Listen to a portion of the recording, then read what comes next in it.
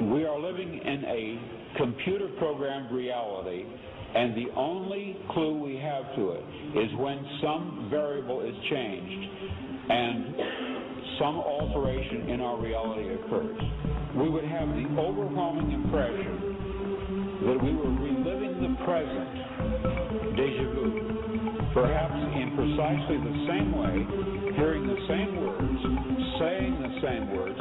I submit that these impressions are valid and significant, and I will even say this: such an impression is a clue that at some past time point, a variable was changed, reprogrammed as it were, and that because of this, an alternative world branched off.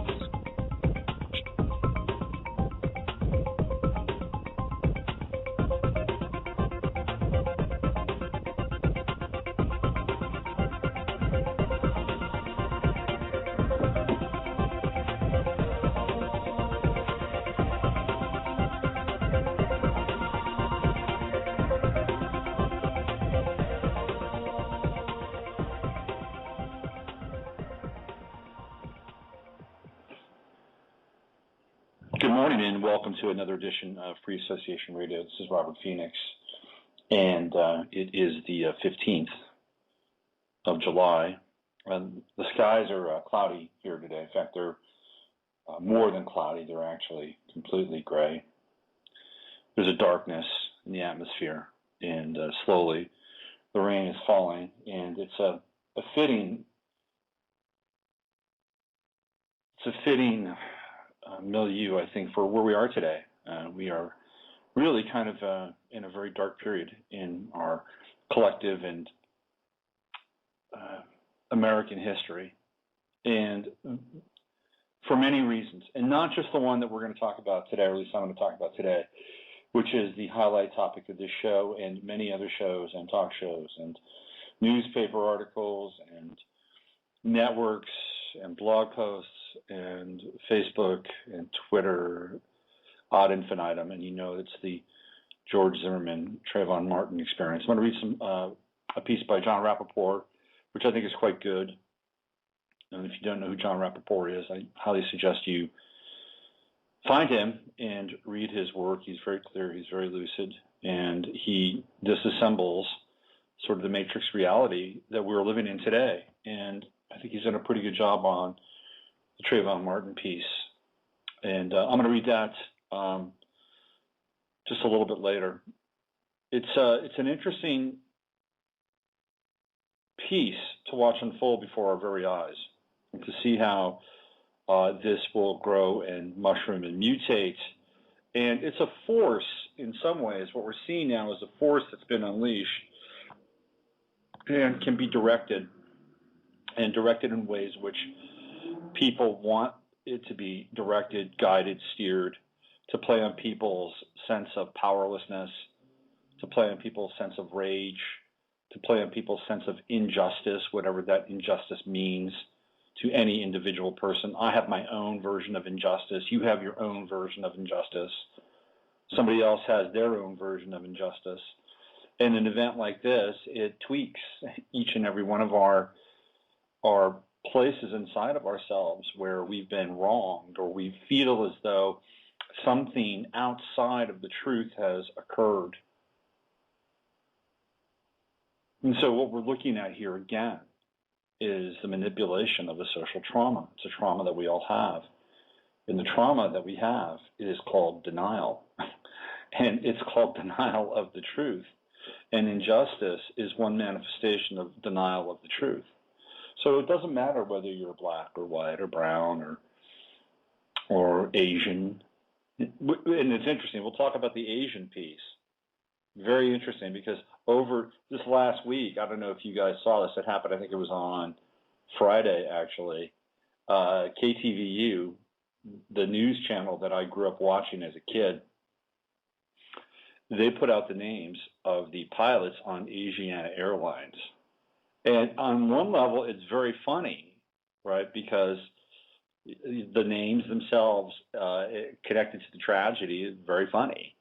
But on another level, using a typical and textbook version of racism is quite racist. And in fact, KTVU is going to be sued now by Asiana Airlines and also the NTSB. What's interesting about that event, and I think it was fascinating that it happened just prior to the Zimmerman verdict coming down, is that it shows us just how inept and stupid and gullible our media is. The media is nothing more, the mass media is nothing more now than some type of generator to generate a storyline, a narrative, a fictional response that is rarely unquestioned, even by the people within the newsroom, as we saw on Friday.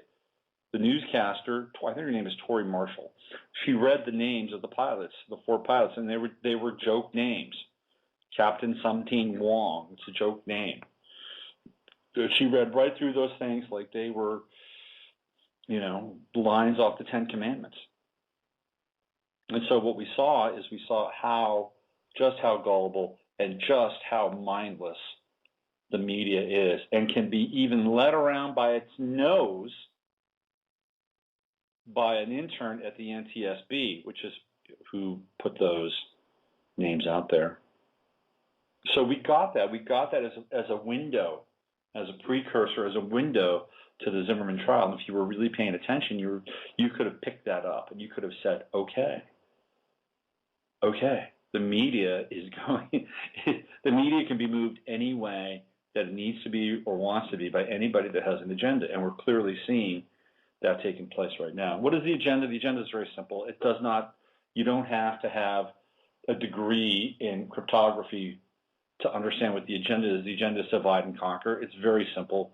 It's plain to see. It's a divide and conquer agenda. Bottom line, end of story. Now, I don't necessarily, I've been struggling with whether or not I want to go into the exact details of the Zimmerman case.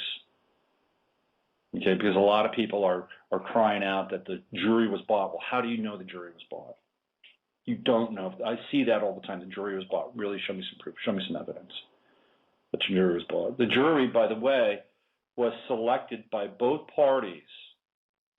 Both the prosecution and the defense selected the jury. That's how it works. They got 6 women, 5 were Caucasian, aka Anglo-Saxon, and the other was either Hispanic or black. So what both the prosecution and the defense agreed upon is that these were the 6 people that they thought were going to get them the best, give them the best platform for their clients or the state, right? This is how it went down. So when people talk about jury selection, it's not a one-way process. If you've ever sat in a jury pool, you know that you get questions from both the prosecution and the defense, and then they settle on who's going to be part of that jury. And I think from the prosecution standpoint, that what they saw was they saw 6 women who were mothers, potential mothers, and yet were they not of the same ethnicity as Trayvon? No, but I don't think that was going to happen. I don't know. I don't live in Broward County. I don't know what the racial makeup of Broward County is. It's probably not quite how it showed up on the jury. But again, the prosecution and defense had to settle on these 6 jurors. So the case went to trial. People wanted the case to go to trial. People said this case needs to go to trial. It went to trial. Okay, people got what they wanted. They got a chance at justice, quote unquote, taking place. And then we saw the evidence, or at least if you were paying attention, the evidence came out. There was an eyewitness evidence, or there was a person who was an eyewitness who talked about what they saw. And so we had what we call due process. Now, is due process always a just process? I don't know. I don't think so. I really don't. But in this case, this is what was delivered. It was what was delivered. And this is what we have right now in America. And what I don't like about what's taking place is that it's being politicized. It's being politicized at a very high level. Eric Holder, the Department of Justice, is talking about going after this on a federal level. I have been talking about for quite a while now the next civil war in this country, which is being fomented and has been since last year. And I started to pick up on the signals right around, September, October of last year. And if you look at where these flashpoints are taking place, they're not taking place in California. They're not taking place in New York. They're taking place in places like Florida, the South, and even Texas. I'm going to talk about Texas because Texas does play a strange role in all of this. And what we're seeing, or at least what I've been seeing, is that there has been a constant effort to divide this country. And the division isn't necessarily about color, although that's part of the division as well. The division is also about progressive versus conservative, or liberal, or left versus right. And what we see are these quote-unquote egregious events that are portrayed in the media in places like Florida or Texas, where here we just overturned the late-term abortion rules, and now Texas has this, this stigma, this black flag, that's flying over. Florida has a black flag flying over it. If you go back in time, not long ago, you can hear Charlie Rangel talk about, how the South is a problem, when it comes to guns and gun control. It's a whole different culture. And if the goal here is to divide and conquer, if the goal is to split up the United States of America and partition it into different regions for governance, or if the goal, the end game, really is to create a state of martial law and really take this thing to the next level, then they're going to have to go after the places that have the most amount of guns, or the people that have an unwillingness to go along with the program. And traditionally and historically, that area is the southern part of this country. And in order to do so, they have to foment an idea. They have to foment an aura that the people that live here are ignorant, backwards, hateful, and evil. Because if and when the time does come that this takes place, that there will be a large part of the country which will say, good, I'm glad, and they will clap and they will cheer for something like this to occur. Why? Because in their minds, there's already been some kind of division that has taken place. United we stand, divided we fall. That is the motto of the country. And this is what's going on. And the Trayvon Martin incident is part of this. It's part of a greater piece in order to separate, divide, conquer, and create enmity amongst all of us. That's what's going on. That's exactly what is going on. Now, should have George Zimmerman have been found guilty? He had a jury trial. He had 6 people. Yes, his father is a judge in Virginia. I understand that. I get that. I totally understand that. Yes, his father is a Mason.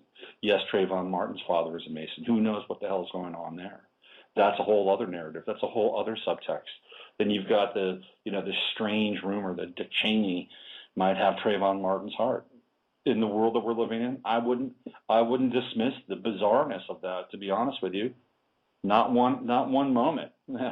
I mean, so there are things that we can't understand about this. We don't really understand or know. I know it's my job in some ways to kind of clarify it and sort it out, and I'm doing the best I can. And from my perspective, from my perch, all I can see here is more divide and conquer. Now, from another level, and this is what gets me, is that we now have people mobilizing in the streets with some kind of outrage around all of this, right?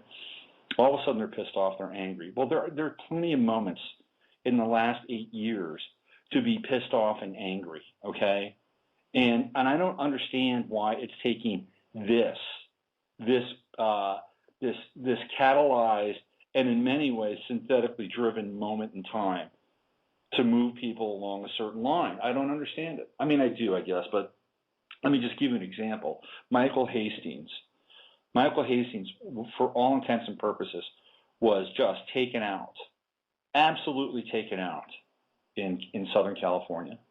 This is the guy that wrote the Rolling Stone article about Stan McChrystal. He also had some very interesting stories that he was working on. You know, he was clearly a pain in the ass with the Obama administration. He'd just been on a talk show recently and was talking about Obama's policy in the Middle East and policy with Guantanamo and rendition and all that stuff. And he was on one of these Sunday morning talk show panels, and he essentially eviscerated everybody on that panel.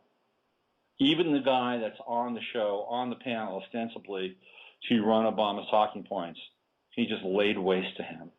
And he did it in such a way that was completely intelligent and not spiteful. There was not any kind of hate or agenda coming out of Michael Hastings. All that was coming out of the guy's mouth was the truth. Well, he's gone now. He's down in flames. Not only is he down in flames, but he was cremated, and now his ashes were taken. Okay, now what's that all about? Where is the outrage there?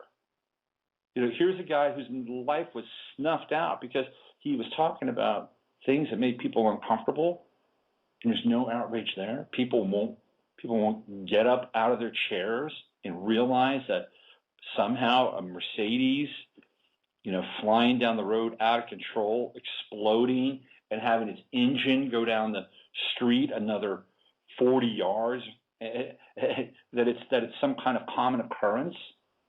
There's absolutely no outrage for that. Why? Because it happens in a covert fashion. People can't understand it. They don't know about it. Who's Michael Hastings anyway, right? In 2008, this country suffered one of the greatest and most egregious crimes it's ever suffered against itself, and that's when the economy was revealed to be a complete and utter sham, and that there was no money, and that it had all been stolen by AIG and Goldman Sachs and Bear Stearns, and just, you know, just keep naming the perps. Brown, Lehman Brothers, Brown Behrman. They were all just taking boatloads of money right out of this country. That's what they were doing. And it was all based around the housing bubble, and it was all based around the corrosive and toxic debt that they were amortizing, they were using as derivatives and then selling. They were making money going both ways. And at the end of the day, all those debts were bad. And who was going to cover the debt? Who was going to cover the debt for all those bad bets, those knowingly bad bets? Well, it's you and I. Outrage. There was some outrage. In fact, there was so much outrage that Congress decided, well, we're gonna maybe pass on this bailout bill. Well, then Ben Bernanke and Mr. Paulson got involved, and they basically said, if you don't pass this bill, there's going to be martial law in the United States. We're going to crack down. So, of course, they passed the bill. But where was the outrage there? There was no outrage. There were no people in the streets. The economic condition determines the social condition. And so you had these banks and these money-lending houses being rewarded for their theft and for their crime, and we were the ones that rewarded and paid them. There's no outrage at all. And then, to make matters worse, what happens? They get Tim Geithner and they get Ben Bernanke in front of Congress, and they ask them questions. Where did the money go? We don't know. Is there any way it's ever going to get paid back? We're not sure. People don't understand these things. It's so abstract to them. But these are the big issues. These are the hammers that pound on us every single day. And we have an incident like Trayvon Martin and George Zimmerman. And look, it's an American tragedy. I'm not gonna lie. It's an American tragedy on many levels. Okay, but what happens is is that we completely gloss over some of the real heavy and oppressive moments that we as a culture and a nation and a planet are dealing with. What about the kids that are killed in places like Afghanistan or Pakistan or Libya or Iraq or Syria by drones, innocent children, maimed, destroyed, families obliterated? Where's the outrage for that? Do we have a special bucket for outrage in our society? Is it only politically expedient outrage? This is what gets me. It's like I find it very, very. It's almost hypocritical in some ways to have one moment in time. People say, well, maybe this will change this. Well, what will it change? What will it change? I ask you. Will it change people's ideas about race? I don't think so. People are racist. People will always be racist. That's just the way it is. We all have our inborn prejudices. And the only way that those get eradicated is by hanging out with other people, making friends with other people that are not part of your circle of life, building bonds, building bridges, building trust, and that's an individual experience, okay? Nobody, no institution has the right to mandate how we feel about another person. I'm sorry, that may sound politically incorrect, but it doesn't, okay? It just doesn't. The state has no business telling me or you how we're supposed to feel about other people. That's an individual choice. Now, in my own personal case, I choose to love people. I choose to understand people. I choose to the best of my ability to make bridges between people and cultures. Why? Because I find other people and other cultures interesting. They add a degree of richness to my life that I would completely miss otherwise. For me, it's a blessing and a benefit to begin to understand who people are and where they come from and their stories and what they contribute to our American story, which is as rich and varied as any story in any country in the history of this world. So I opt to build a bridge. I opt to challenge myself in terms of my own prejudicial conditioning. Am I perfect? No. We all have prejudices. And if you don't think you do, you're lying. Sorry. End of the day. And even your anti-prejudice may be a prejudice in and of itself. Hold it up to a mirror. See how it fleshes out. So how are we going to solve the racial issue? I don't know. Are reorientation camps going to be part of it? Is that what we're headed towards? Is that what the FEMA camps are really all about?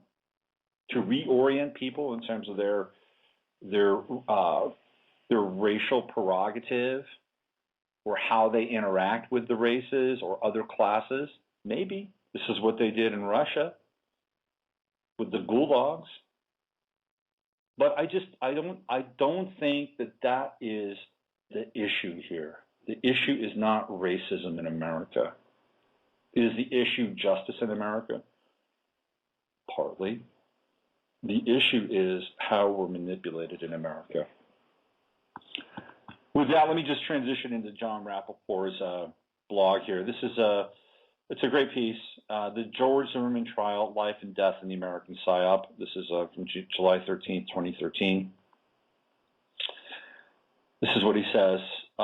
There were at least 6 extraordinary moves before the suspect, George Zimmerman, was brought up on charges. An out-of-date photo showing Trayvon Martin as a young, innocent boy flashed across television screens all over the world. I'm going to raise my hand. I'm going to tell you right now that's the first photo I saw. I thought that's how old the kid was when the news came across the wire, that here was a young, sweet-looking boy that was just taken out, okay? News stories asserted that a white man named Zimmerman killed a black child.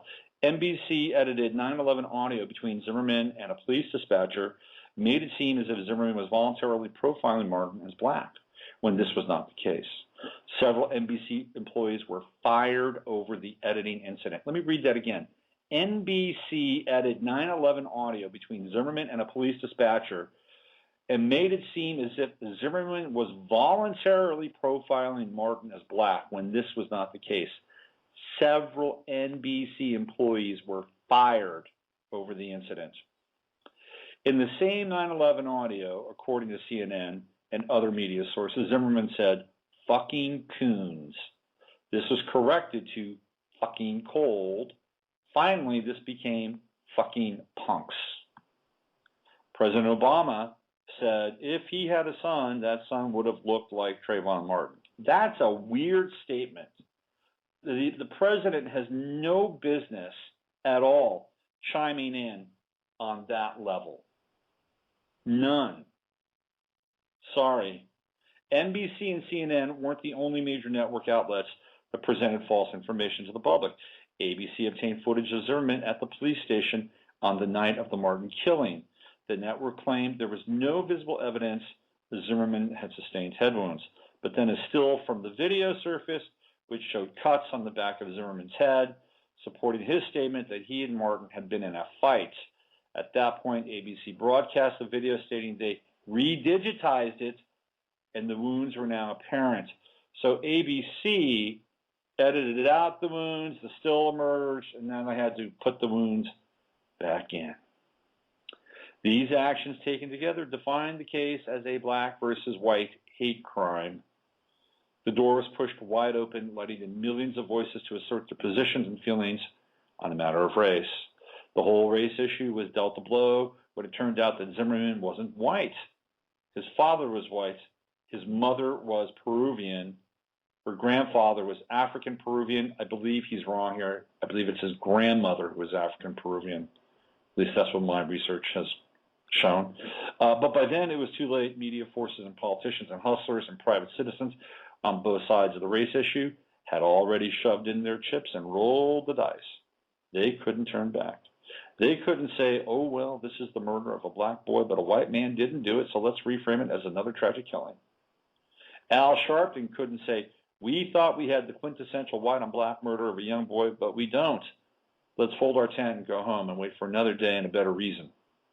Likewise, it was hard to put the genie back in the bottle after the press reported that Zimmerman said fucking coons. Ensuing corrections to the translation of his words didn't affect the black versus white scenario, nor did that scenario dissolve when it turned out NBC had perniciously edited a section of Zimmerman's 9/11 call to make it seem as if he had put Trayvon Martin's race front and center. NBC's admission it had cooked the books was looked upon as a grievous media slanting of the truth, but the basic black versus white storyline was still intact. This is all quite astonishing when you think about it. The wave was building. It had already been put into motion, and nothing was going to stop it, not even the simple glaring fact that Zimmerman wasn't white. Obama weighed in. He took the wave to another level. If I had a son, he would have looked like Trayvon Martin. Looked like Martin? In which photo? The first one or later ones? By the way, if you haven't seen the later photos of Trayvon Martin, they're not great.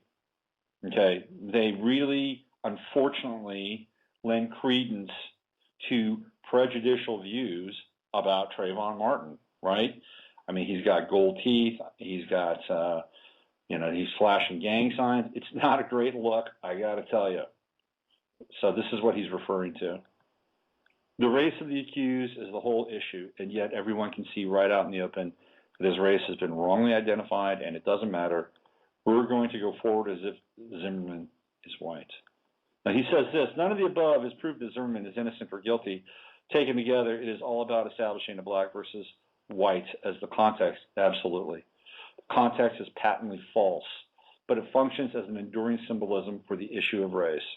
It's as if Ron Goldman and Nicole Brown Simpson, O.J. Simpson's purported victims in the 1994 murders, had turned out to be black after America was already riveted by a black and white crime and refused to let go of it. How many people have ever heard of the 2008 murder of James Shamp, a black man, by Richard Bordelon, Hispanic in Los Angeles? Two factors prevented nationwide publicity. Bordelon was a gang member, and it was a Hispanic versus black case.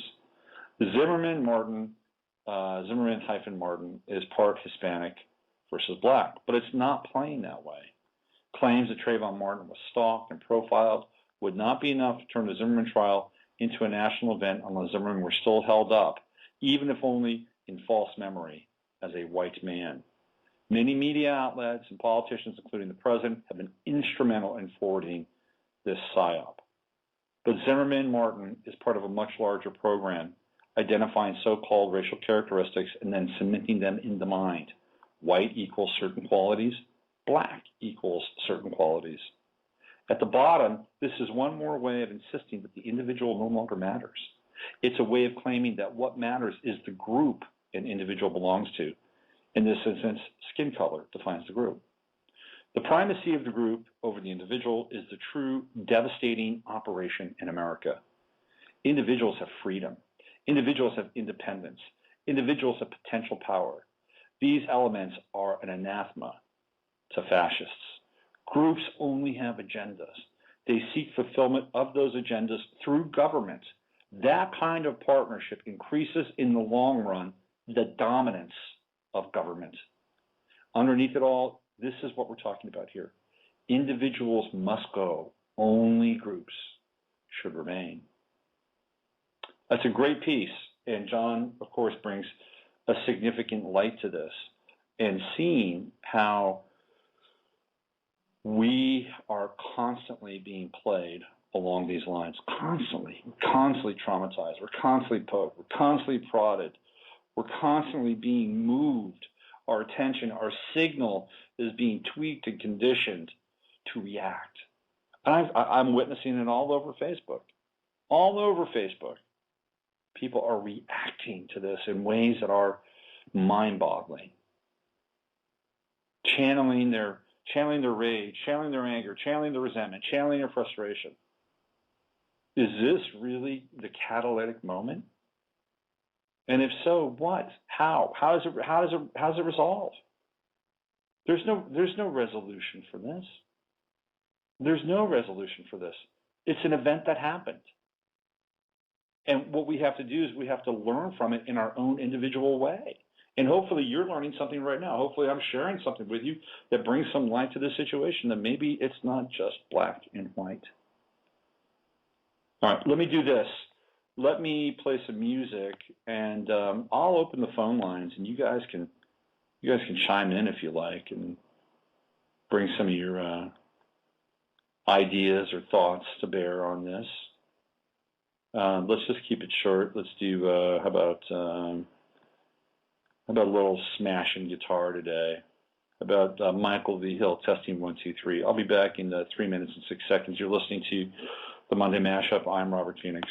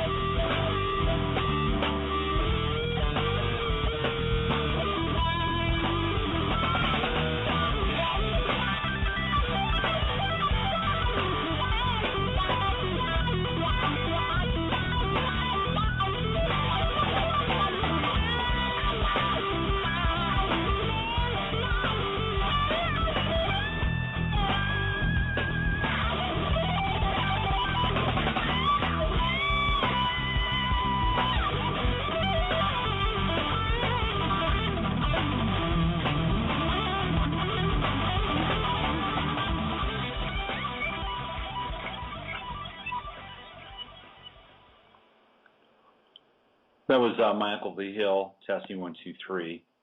And so I guess this is breaking news. The Obama administration is going to press civil charges against George Zimmerman now. How do you feel about that? My cat says she's not sure. How do you feel about the Obama administration getting involved? So this is apparently is taking place.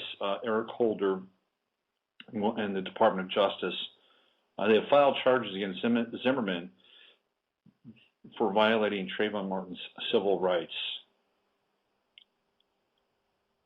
I don't think I've ever seen any presidency or executive branch get involved at this level before.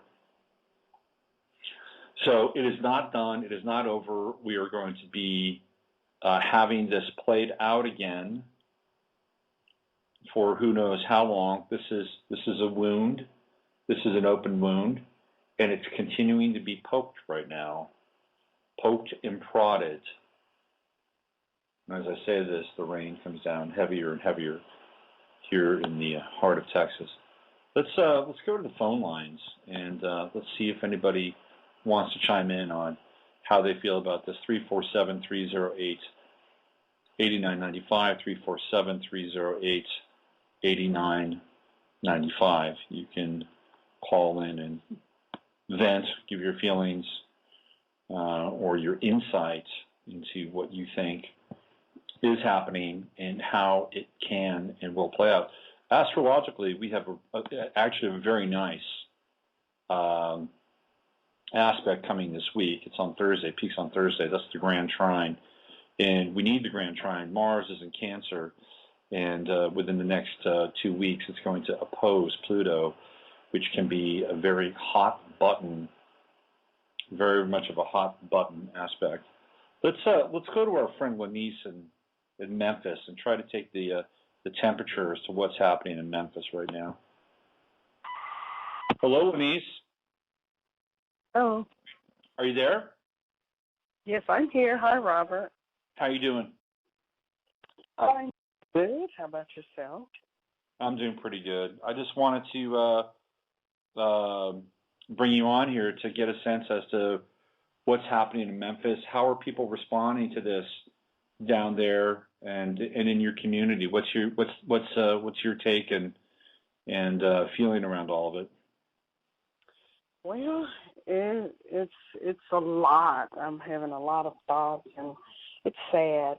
First of all, it's sad that the child lost his life, and I'm really not in agreement with this verdict, being that the child was followed and supposedly Zimmerman was told not to pursue him, and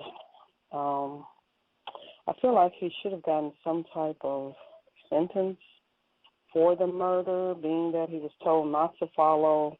And if anybody comes after anybody with a gun, they're going to try to defend themselves. So it's really hard. It's just really heavy on my heart. And everybody's saying the same thing, that they think that the verdict was unfair.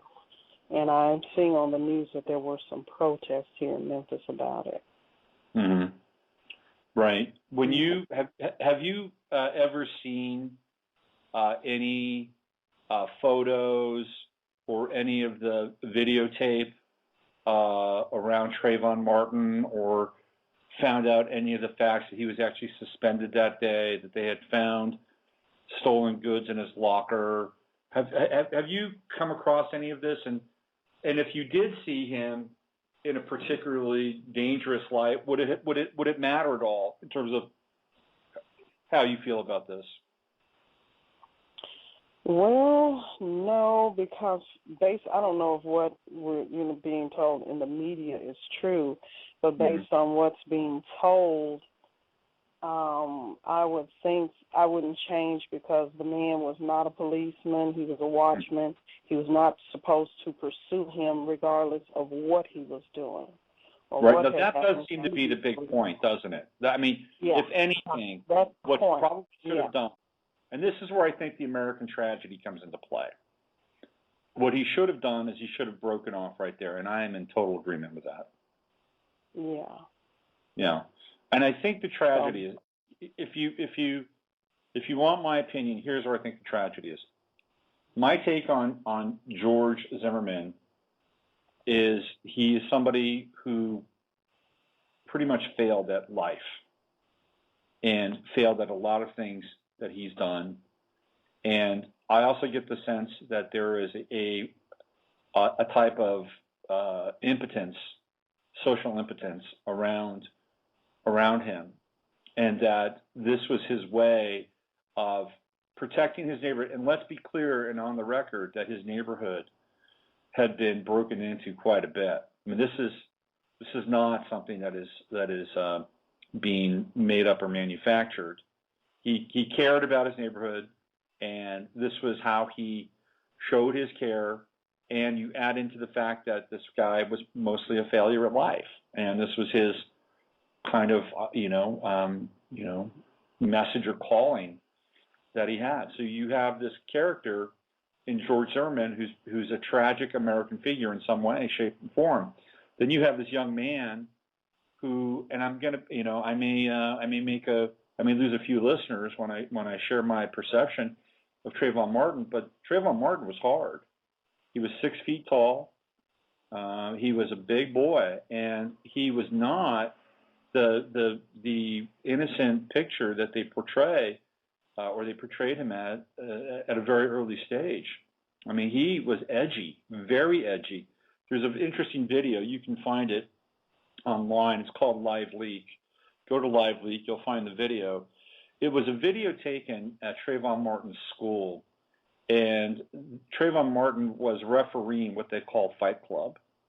And they have kids on the playground that actually fight each other. And he was the guy that was refereeing and narrating the fight going on in the playground. So Trayvon Martin was edgy. He was in a place where he shouldn't have been.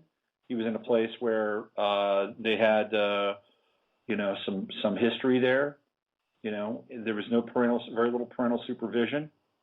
And so you've got him, and then you've got this tragic figure in George Zimmer who's a total failure, and they collide. Their lives collide. Yeah. And to me, there's something. There are pieces here that are not being discussed, and the pieces are the relationship between George Zimmerman and his parents. Why was George Zimmerman a quote unquote tragic American failure? Why was Trayvon Martin in this place at this time? Why was he caught with stolen goods in his locker? Why was he suspended?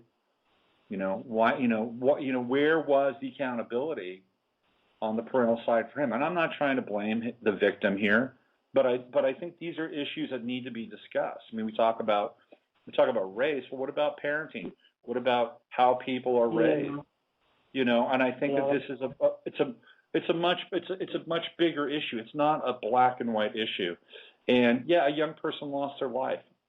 If that was my son, I'm not really into black or white thing, but based on what I know, even if they were both black or both white, I would still, with the information that I would have to say Zimmerman killed him unjustly, and he didn't have the right to do it.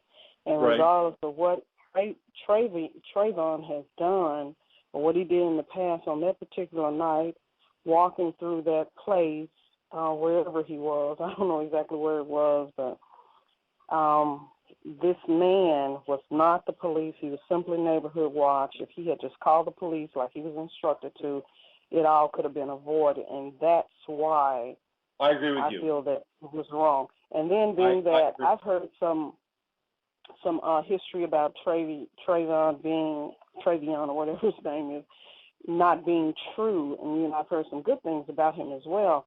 And even if he were this, fight conductor or whatever, I think that would make him more likely to try to defend himself.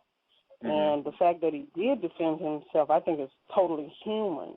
And I think anybody in that circumstance would, because he was supposedly on the phone with his mom and he knew this man was following him. I mean, that would make anybody go fight or flight. So if there was an altercation, then why didn't he just leave? Then why didn't he just leave? I mean, that's another question. You know, why didn't he just say, "Hey, I'm leaving. See you later. Goodbye"? You know, I mean, I think you bring up a good point in that you said that you would feel the same way. I mean, who's to say that he didn't? He was being followed in his lead. That was leaving, actually being followed. It never said he was standing still trying to man any type of territory or anything. He was walking. I think my understanding is that he was following him, and I'm sure that provoked him at some point to turn around and say some words to him. Let me ask you a question. Let me ask you a question. If you said that if this was, you would feel the same way, if this was a white person and a white boy, or a black person and a black boy, I believe you when you say that. Do you think it would have gotten the same kind of media attention? Well, if it had been put out there like this, yeah. I don't think so. Because I see it as regardless of what the child's history was, that he was murdered. And well, there's he was being followed. Black crime in Chicago. And like I said, it could have been a white child, and I would see it totally the same way. I understand that. Because I'm not racist. I'm asking you, though, do you think it would have received the same media coverage? I don't think it would have. I don't know. I mean, if all the information was put out exactly as it's been put out, yeah, I think so. You think so? Okay, you and I are going to disagree on this because I don't think it would. Because there is black and black. I think that there was fuel added to the fire, you know, with it being a black and a white. Yeah, I agree with that 100%. But the fact of the matter is, it ignited to another level with it being black and white. Right, and the fact is that Zimmerman isn't even white. I mean, let's be clear about that. He's not. I mean, he even marks on his census that he's Hispanic. Okay, so it's not. So that is a misnomer in and of itself. But that's what the media, and that's what I was reading about. That's what the media tried to portray early on, that this was a black versus but you white, know what? black and white issue. By his skin being light, people are not necessarily looking at his culture. But his skin is, you know, considered to be white. I think that's what everybody's going on, just looking at him. I think, first of all, white.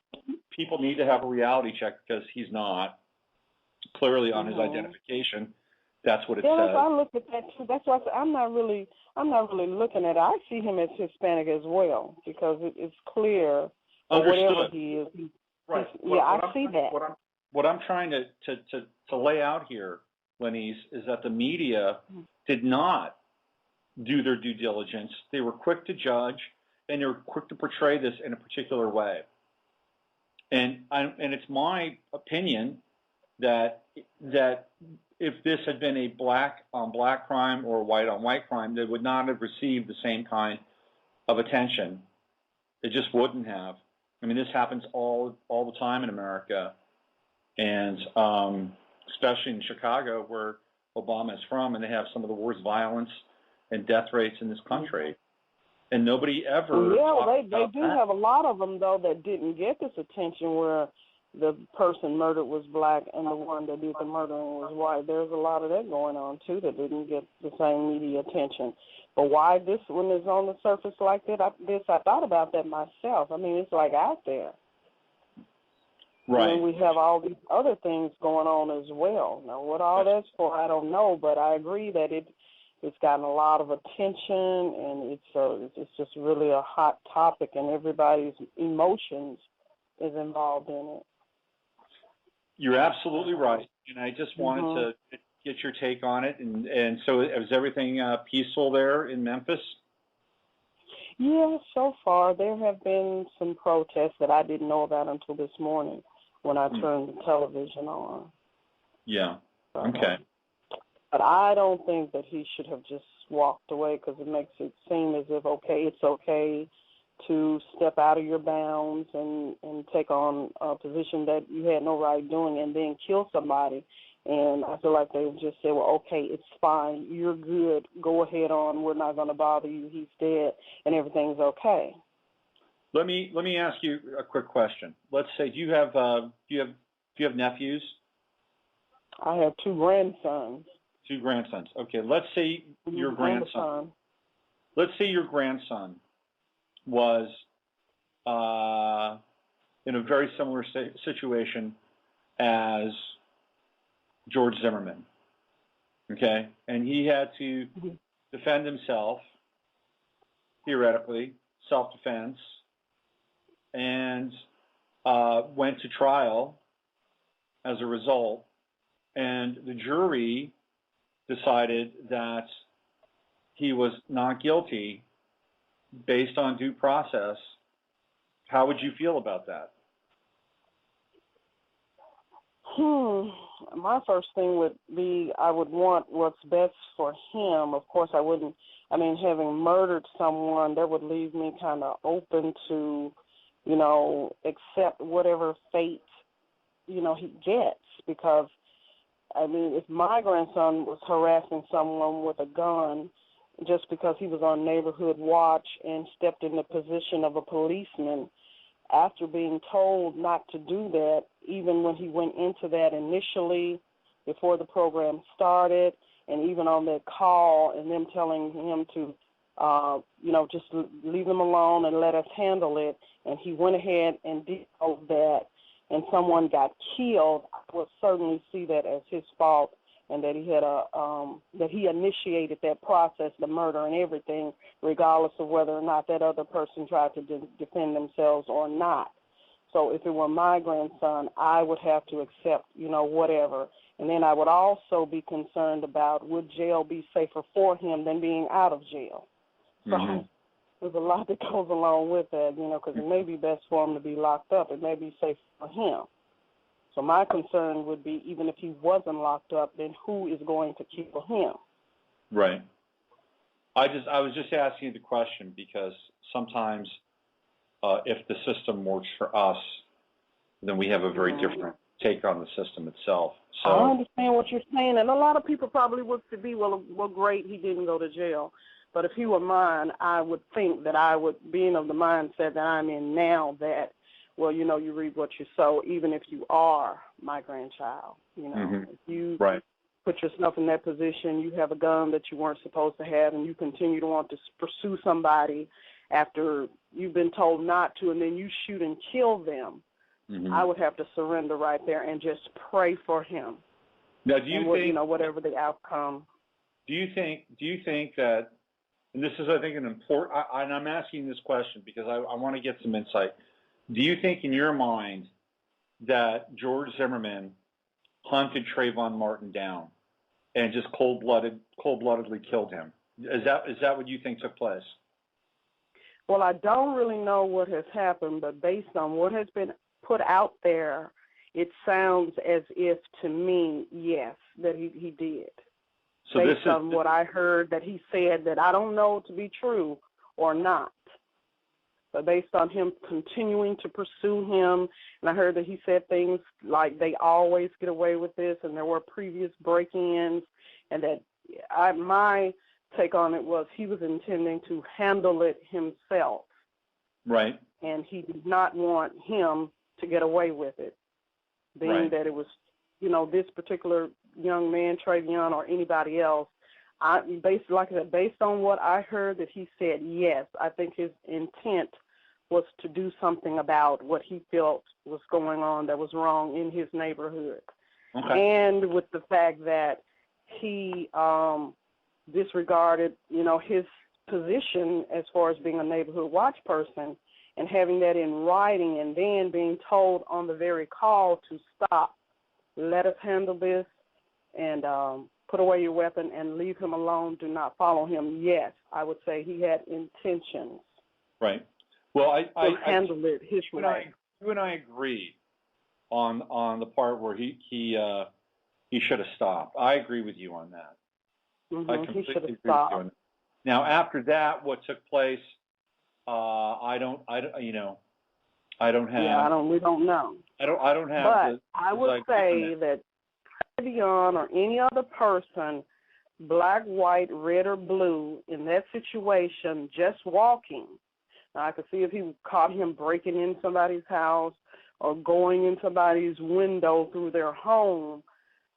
I could see where his adrenaline would get. I got to put the brakes on you because, number one, I'm almost out of time. And number two, I'm, in that situation, if I'm walking around and somebody's tracking me down, I'm pretty much not going to stick around. Okay, I'm going to get the hell out of there. Maybe it's because I'm older. If I was 16 years old or 15 years old, would I have confronted the guy? Probably not, because it just wasn't. It wouldn't have been my style back then. So I don't think that everybody is going to turn on George Zimmerman to defend themselves and protect their right to be wherever they want to be. You and I have to disagree on that and how that unfolded. But we do agree on the fact that Zimmerman should have stopped, and I'm with you on that. He should have. And by him not stopping and making that approach going through all this with the weapon, he really brought on some things that could have been avoided. Listen, Lenise, I got to go, but thank you for taking the call and chiming in. It was good to hear your perspective, and nice to be able to share this moment with you, okay? You too. Thanks, Robert. Okay, bye-bye. That's our good friend Lenise down in Memphis. We've only got about 3 minutes left. So the rain here has gotten heavier over the course of the show. It's really coming down. Rain is a symbol of rebirth. It's a symbol of cleansing. It's a symbol of regeneration. And I think if we can take this to another level, that there is a type of cleansing that does need to occur, but it's not the type of cleansing that I think is being manufactured around all of this.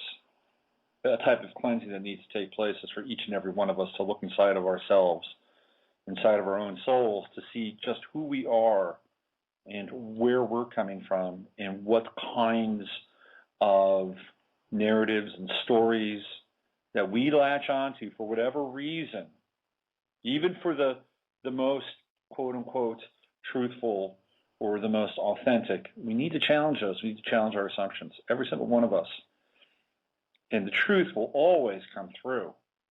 Will always come through. And if we're relentless and really merciless, or with our own ability to stalk those places inside of ourselves where we're manipulated and led around and have our signal distorted, and to understand what's vital and real. What's vital and real right now is the planet is dying. Fukushima is bleeding. It's bleeding at a rate that is unparalleled since it burst up 3 years ago.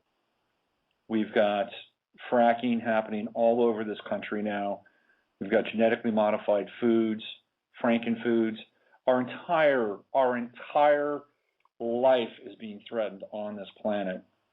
These are the big issues of the day. This is where real justice resides. And prayers go out to the Martin family. They're part of the human family. Prayers go out to the Zimmerman family. They're part of the human family. We're all in this together.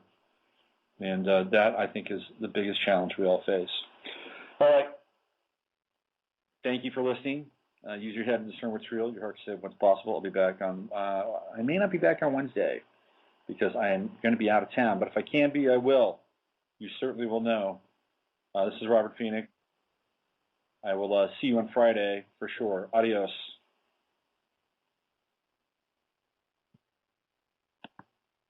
We are living in a computer-programmed reality, and the only clue we have to it is when some variable is changed and some alteration in our reality occurs. We would have the overwhelming impression that we were reliving the present, déjà vu, perhaps in precisely the same way, hearing the same words, saying the same words. I submit that these impressions are valid and significant, and I will even say this: such an impression is a clue that at some past time point a variable was changed, reprogrammed as it were, and that because of this an alternative world branched off.